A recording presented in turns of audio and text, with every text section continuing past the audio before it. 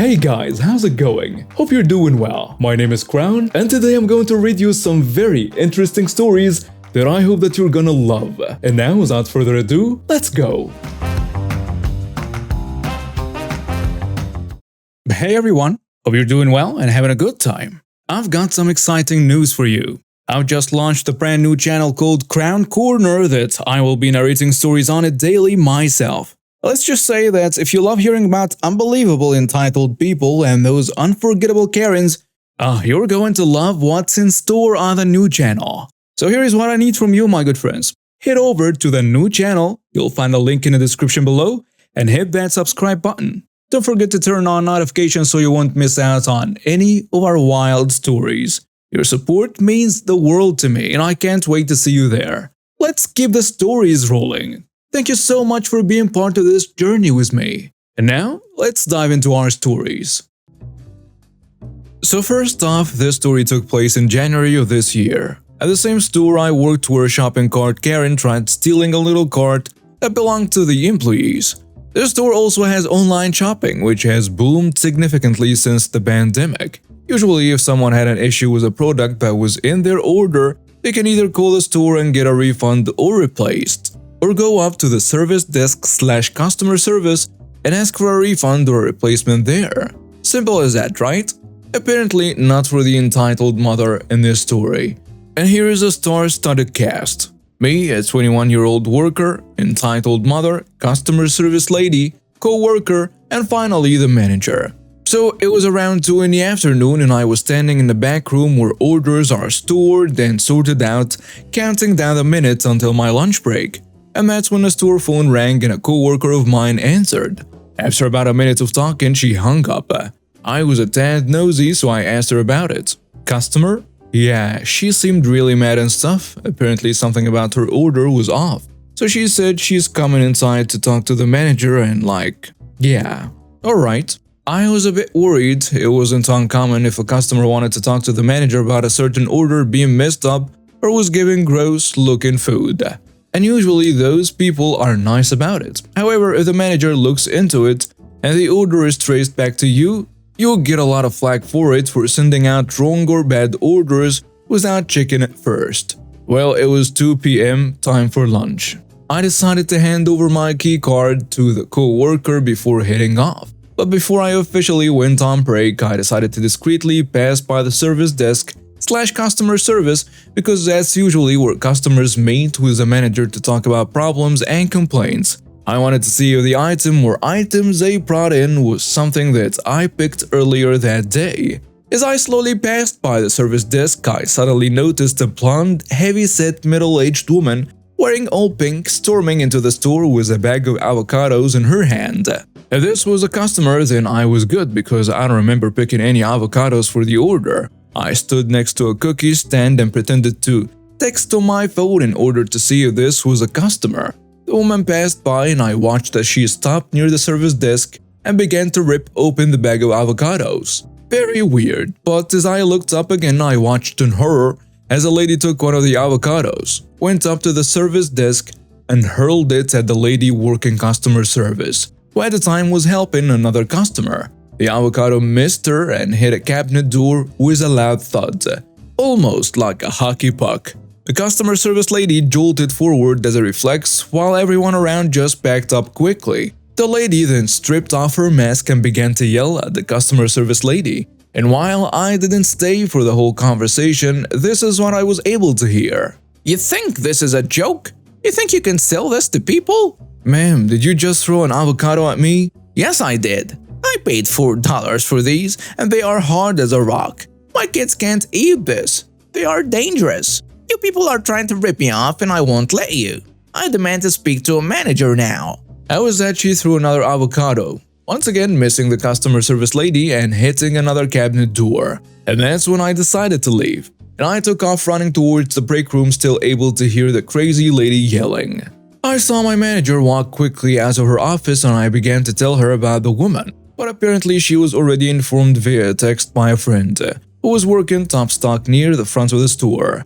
I decided to then clock out for lunch, but to stay in the break room until I knew everything was okay. About 30 minutes later, with some workers going in and out briefly talking about the crazy lady up front, I could see my manager heading back to her office. Curious, I asked, "Is everything okay?" "Yep, all good. We called the police. They came and collected the woman." And that was that. So she was arrested? Oh, absolutely. She threw a bunch of avocados at people. I mean, who does that? Ah, yikes. So yeah, in the end, this entitled mother was arrested, and I don't know what happened to her after that, and I honestly do not wish to find out. But to think that this mother went completely crazy over a bag of avocados, that she could have asked nicely to replace with no extra charge, but no, she decided to throw them at customer service staff and then demanded to talk to the manager with no mask on.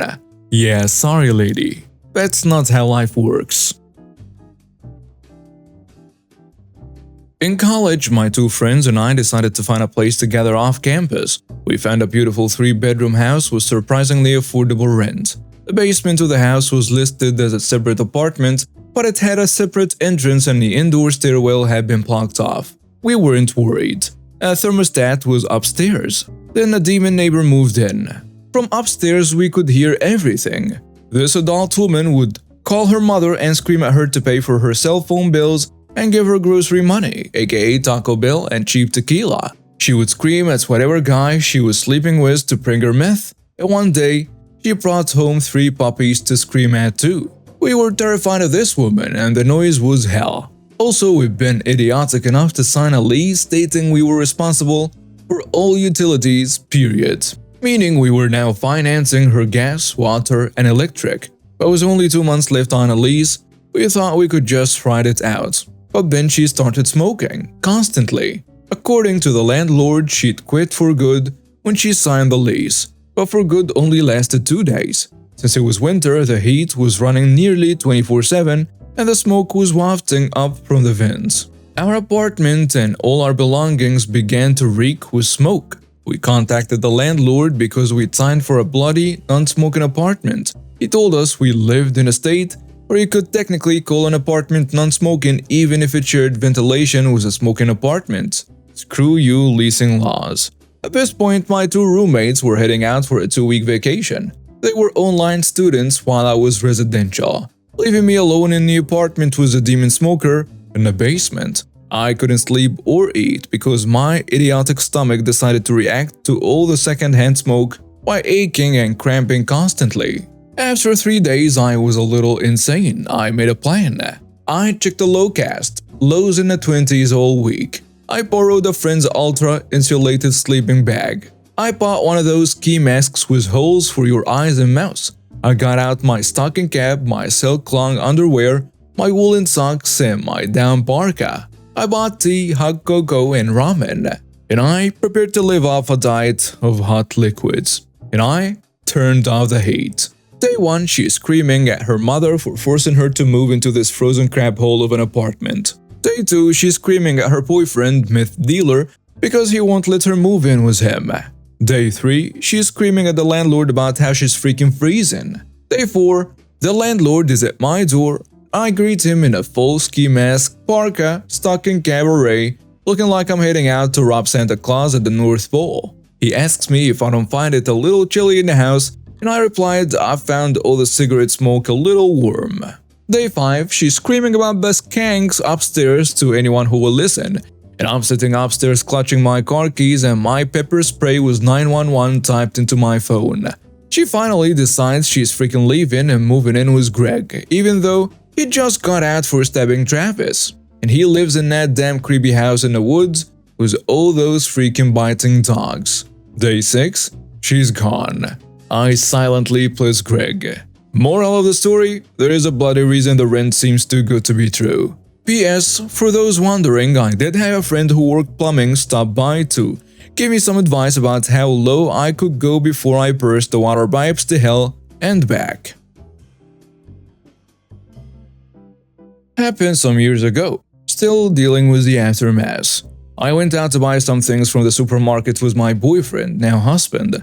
I looked so obviously femme, even a dumb person won't think I worked at this store. For God's sake, I was wearing a dress and heels. Boyfriend is in a separate aisle. I'm quietly looking through the shelves for my things without bothering anyone, when someone tugs at my elbow very sharply, almost making me stumble. It's this woman, the entitled mom, glaring at me. Her teenage kid is behind her looking extremely embarrassed. "Where do I find the wine?" she asks. I don't know. You should ask an employee. Please, let go of me." The entitled mother looks me up and down. "You're an employee. Just shut up and help me or I will get the manager." At this point, I've read enough stories to know how this ends. Politely told her to leave me alone and walked away. Next thing I know, something hits me in the head. Hard. I swear to God, I genuinely thought I was dead for a second. It doesn't even hit me that something is wrong until I realize that I'm not even moving. Even though I think I am. The only thing keeping me grounded is that I've gripped the shelf and kept myself upright. There is a lot of yelling happening and I can't genuinely focus on what's happening. Eventually, I lose a battle and pass out. When I came to, I was in a hospital. My boyfriend filled me in on what's happened. So when I turned around and walked away, the entitled mother was so furious that she grabbed a glass jar and hurled it at my head. Whatever her faults, she had excellent aim. The wounds were severe, and she pretty much cracked my skull open. People around us alerted staff, and the manager came over and security detained her until the cops came. My boyfriend came up onto the scene and got me to the hospital in time. Till the end, she just kept saying that she was trying to teach me a lesson for looking down on her. Her husband came with her children to see me at the hospital. I don't think they were ready to see the extent of my injuries. Her husband broke down in front of me and told me that she wasn't the woman he loved. Later, I found out through my lawyers that he served her divorce papers. My family covered all my medical expenses without us asking. Her husband seemed like a really nice man. It's been a few years, but I always wondered why she was so angry when she clearly had a family who loved her.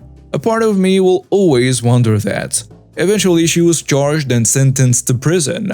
The case actually wrapped up a few weeks ago, and she was sentenced to 12 years in prison on a bunch of charges. Along with her jail term and her personal life falling apart, she also had to cover my legal expenses entirely upfront. Her lawyers tried every dirty trick in the book to keep the case going, but it ultimately blew up in her face because she had to pay for the delays. She also had to pay for my therapy, that too upfront. I've been enjoying the peace for the past few weeks and staying inside with my family. For a while, I had some memory issues that slowly got better. For a solid year after the incident, I couldn't step out of my house because of the intense fear that something or someone would attack me. With therapy, I'm better. I still can't step inside grocery stores, department stores, or as they are called in the States, I think, but I'm hoping to overcome this hurdle too. My husband, he's a boyfriend in his story, had to go to therapy too. He still sees me lying in a pool of my blood in his nightmares sometimes. I wouldn't wish this experience on my worst enemy, even though ultimately it did work out in a way, I guess. But so many lives were destroyed because of her rage. What was she so angry for? I guess I'll never know. But there are silver linings. I'm pregnant with my first, and through the nausea, somehow my little bean is giving me strength to overcome more and more each day. Anyway, the case is wrapped up, so I thought you guys would like to read the story. Thanks for sticking around. Edit. I didn't expect the story to blow out the way it did. Thank you for the awards, the hugs, and the love. I am doing much better today, only onward from here. Special thank you to the dear friends who have shared stories of their trauma. I replied to you personally and said it here again. We are only as strong and capable as the people around us. When crippled with fear, I will remember the child I'm about to have and your stories. Together, we will overcome fear and live with kindness and courage. Thank you for the good wishes for my baby. I call the baby Bean because it's a cute pet name, no? Thinking about calling the baby that name even after they are born. Some commonly asked questions. Did she express remorse? No, she never did. She was asked to take the stand once, and it was the only time during the trial we saw her cry and break down. But even then, she blamed me for ruining her life. There was no apology and no explanation. It was a random, brutal, and senseless act of violence designed to hurt me. How are you now? Much better, thank you. Still going to therapy, still taking it one day at a time. And my husband is better too. His nightmares have reduced significantly. One day, this will just be a scary story. Why didn't you take her to the cleaners? A variety of reasons. I had a good ecosystem that rallied around me. My boss at the time didn't cut pay. I was a valuable employee in his organization, so they gave me paid leave. So I anyway didn't qualify for missed wages. She had to pay for my therapy upfront and also my legal expenses, which were quite significant. Her husband had divorced her, so she was paying all this out of her own pocket. Whatever savings she had accumulated. This shouldn't have affected my decision, but it did. Despite everything, I never wanted revenge. Just justice. What country did this happen? This case was quite famous, so forgive me for not saying what country I'm from. If I tell you that, you'll immediately find my name out, and that's just not acceptable. What now? Well, nothing. The last few years have been insanely crazy. Husband and I are just happy to exist with each other. Each day is a gift, and we intend to treat it as such. What happened to your family? I will paraphrase a comment I made to someone. The day her family came to visit me at the hospital was one of the worst memories of my life. I'll never forget that day. We all broke down crying. Her children, husband, me, and my boyfriend. So many lives were destroyed because of this woman and her rage. At some point, her children, a son who looked around 11 and a daughter who looked around 16, came forward and hugged me as we all cried. I remember being so afraid, but at the same time being unable to move. I literally was paralyzed by fear. I didn't even realize I was crying until the children came forward and embraced me. My boyfriend was already embracing me, crying into my shoulder. Later, we found out that they had paid for all the expenses I had incurred in the hospital. We were afraid this was to avoid legal recourse, but it wasn't. I genuinely believe her husband only had good intentions. After that day, I heard they filed for divorce. Her husband never came to court. After that day, we never interacted again. Her children came to court to testify, but it was obvious to everyone watching that this family was broken.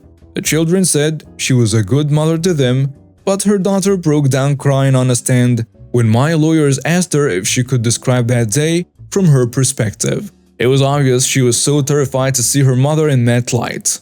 After their testimonies, they didn't want anything to do with her or her court proceedings. This is one of the many times I've seen my mother go into the "I want to speak to your manager" mode, but it usually is justified. Please yell at me in the comments if I'm being blinded by my mother's entitlement. Also, I have a few stories about shopping in this exact supermarket, but this one stands out the most in my mind. Also, my mom knows a manager in this story.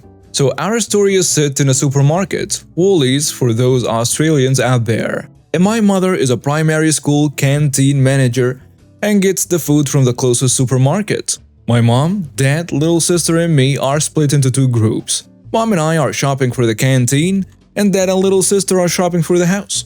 So my mom is one of those people who has little to no patience for nonsense, but she's extremely hard to get angry with. So after like an hour going through the supermarkets and getting everything that's needed for the canteen, Mom and myself are in a line for the 12 and under line. This is Woolies. They can do the fancy business 3-color receipts by the people there. So my mom is buddy-buddy with a manager over this thing. I don't know how this stuff works, I've never had a job due to an excessive amount of school work. But there is this absolutely useless cashier who sometimes is there. When my mom is asking for the fancy receipt and this lady will throw every nonsense excuse, lie, reason why she can't give her said receipt. My mom had had a very long day, making around 150 plus meals alone in a cramped kitchen in 5 hours, and she just wanted this day to be over. So when said useless cashier gave mom another roundabout excuse, my mom snapped and looked her dead in the eyes and practically hissed, "I want to speak to your manager." And the useless cashier nonchalantly told my mom that the manager wasn't here. But my mom was taking none of it and continued demanding for the manager, until the useless cashier called on a store speaker system for any manager, and death glared my mom the entire time. The manager replaced the useless cashier, got my mom her receipt, and apologies for the useless cashier, and then we left. And now we have reached the end of today's stories. Thank you for watching and see you next time.